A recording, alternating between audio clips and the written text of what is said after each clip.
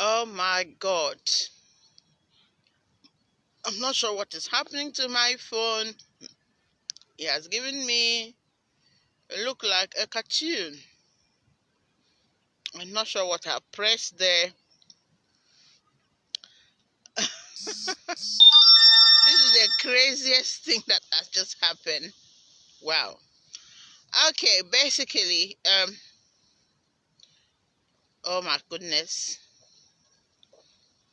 Wow. So like look making me look like a cartoon. Oh. Wow. Mm.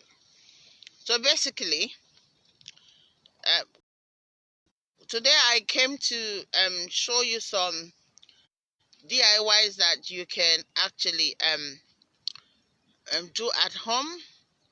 Currently, people are having problem seeing their GP, and today is Saturday, is the day that I do loads of video, and this is just to show you what to do if you want to see your GP, if you want the GP to see you face to face. So these are the things that you need to do before you get on to ring your GP. If you're a mom, if you're a dad, I'm speaking to everybody. And if you are only yourself, a young person, you need to practically ensure that you have these things at home. Number one on the list is thermometer. I'm not sure what I press here, but I can't end this video. I think I like it. It's nice. Nice to be a cartoon. Ooh. Okay, so basically, the first thing you need to have at home is a thermometer. So make sure you have this thermometer. Is a cheap one. You can get it in the pharmacy. You can get it online from Amazon. You just like cut it and put it under your child's tongue or under your tongue, and then have a diary to record the temperature. You understand? So you record your temperature, and that will compel the GP to see you. And so you put this in your child's mouth, and then you wait for 1 minute, and you take it out, and then you write it down. So let's say your child is coughing, because this is winter time, and you understand, and we have a lot of influenza going on. We have whooping cough going on. So if you want your GP to actually see you, you need to have this one of these. So this thermometer is very important, so you need to have it.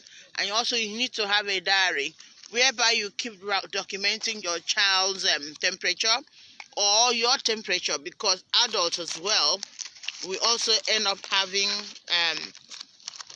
flu, a lot of flu as well. So you have to document your temperature. So I'm just going to tell you the temperature that is, alert is when your child is having a fever, and then the fever is not subject to paracetamol. So each time you give paracetamol, the fever is not going. So that is what we call red alert.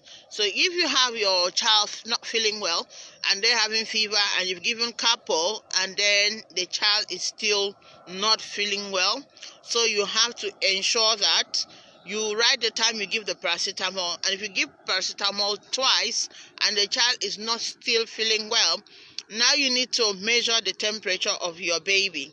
So you measure the temperature of the baby using that thermometer.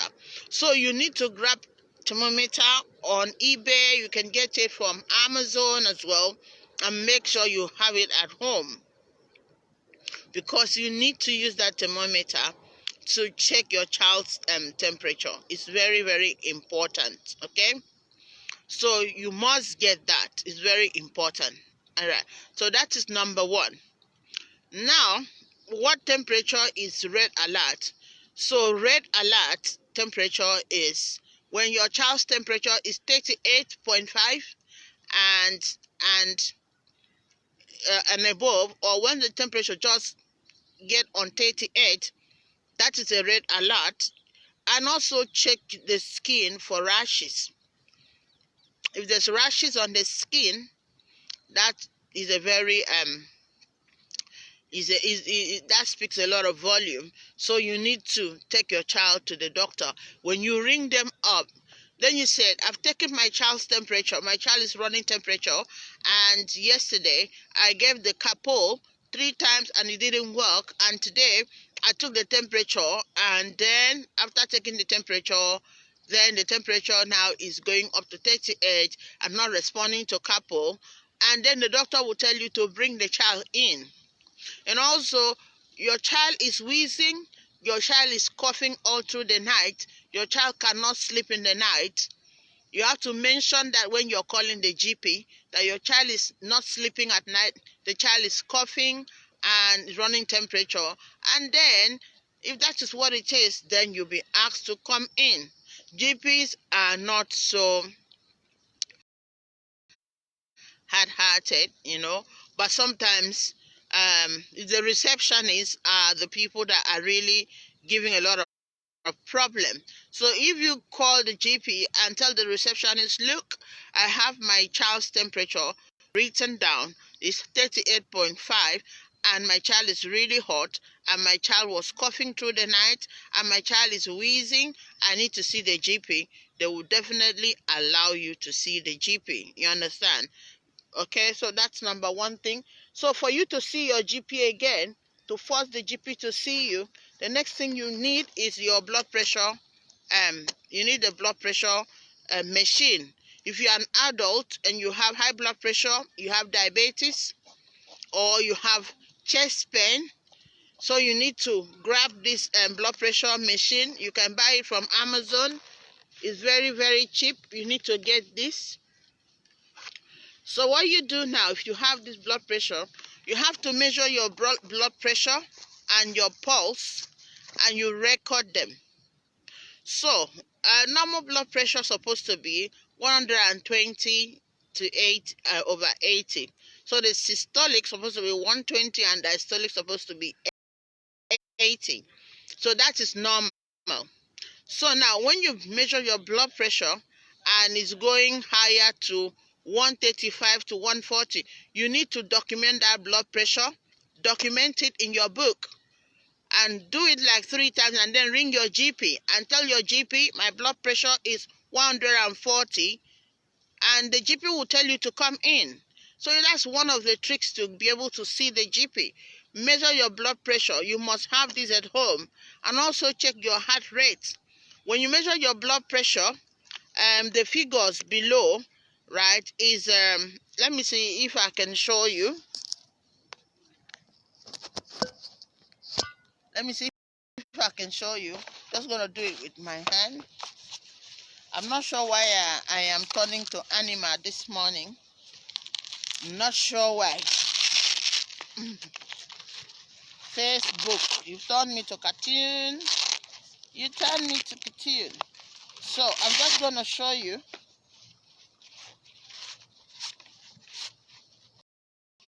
So I'm gonna be doing my blood pressure.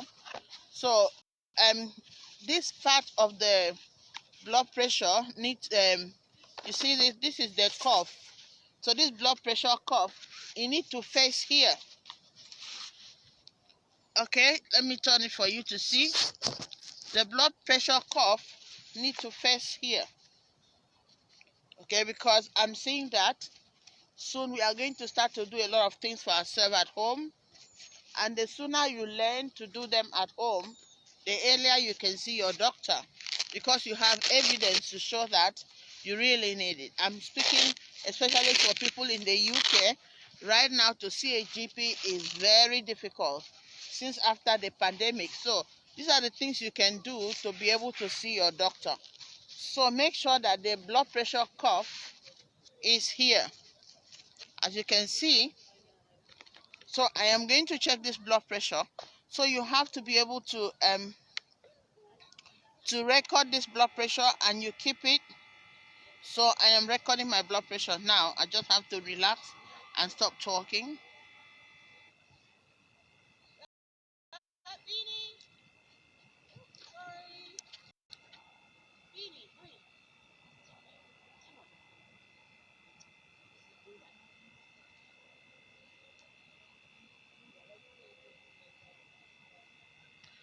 Why am I animal?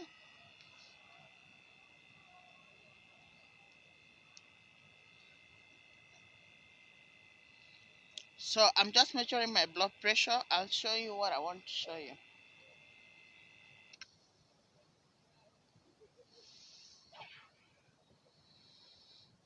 My blood pressure might be up because I just finished doing series of exercise. So let me try it again.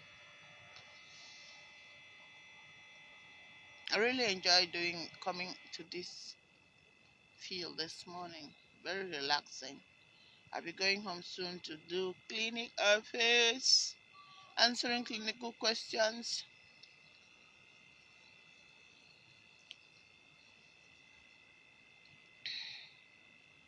Why am I animal then?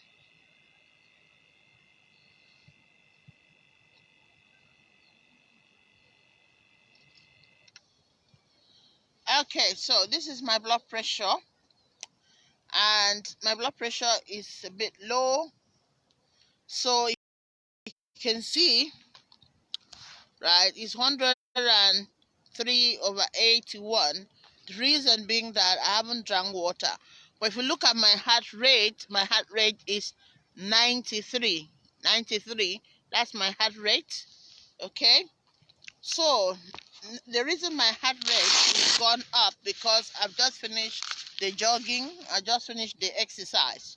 So you need to, when you finish it, you just clean it up and put it back in the case and keep it. Okay, so and then you record it. So I just gonna show you this. The 93 beat there at the end is your heart rate.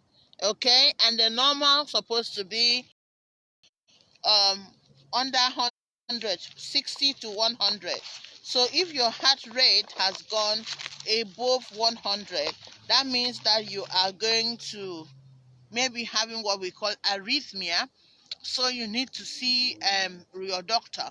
If your heart rate is over 100, maybe 105, 110, then you need to call your doctor and say that. So that's why I'm saying it's very important for you to have this blood pressure machine at home. Whether as an adult or a young person, you need to have it. It's very important. And your thermometer. And then the next one again that you need to have is this one. This one we call it pulse oximeter, and this is the one we normally call saturation, and this takes the percentage of oxygen that is in your lungs. Okay, so you need to get this from eBay. You can get it from eBay, and you can also get it from Amazon, and then you can put this up in your hand and just wait for 1 minute for it to give a reading. All right, so your saturation supposed to be around 95 to 100%.